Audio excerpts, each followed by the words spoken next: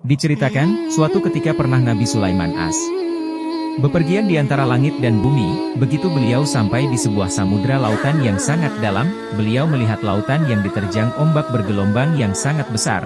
Kemudian beliau memerintahkan angin agar menjadi tenang. Seketika itu angin pun menjadi tenang. Kemudian beliau memerintahkan jin ifrit agar menyelam ke samudra yang lebih dalam lagi.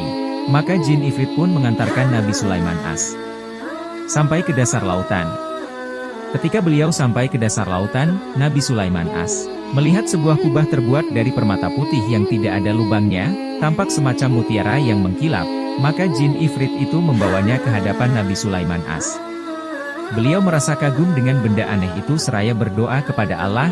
Seketika itu terbukalah kubah itu dan ternyata di dalamnya ada seorang pemuda yang sedang beribadah dan bersujud. Nabi Sulaiman bertanya, "Siapakah engkau? Apakah engkau adalah malaikat, bangsa jin atau golongan manusia?" Pemuda itu menjawab, "Saya adalah manusia biasa." Nabi Sulaiman bertanya kembali, "Bagaimana mungkin bisa? Atas dasar apa engkau mendapatkan kemuliaan seperti ini?" Kata pemuda itu, "Atas dasar berbakti kepada orang tua. Dahulu ibuku adalah seorang wanita yang sangat tua, saya terbiasa menggendongnya di punggungku. Atas keridoannya kepadaku ibuku seraya berdoa, 'Ya Tuhanku, karuniailah anakku sifat qanaah dan kelak ketika aku meninggal tempatkanlah anakku bukan di dunia dan bukan pula di langit.' Ketika ibuku sudah meninggal dunia, suatu ketika saya berkeliling di pantai pinggir laut, tiba-tiba saat itu saya melihat kubah yang terbuat dari intan permata. Saya pun mendekatinya. Seketika itu kubah itu terbuka dengan sendirinya dan aku memasukinya, maka kubah itu pun tertutup kembali dengan seizin Allah, sehingga saya tidak mengerti apakah saya ada di bumi atau di luar angkasa." Nabi Sulaiman bertanya, "Bagaimana cara Allah memberimu rezeki di dalam kubah ini?"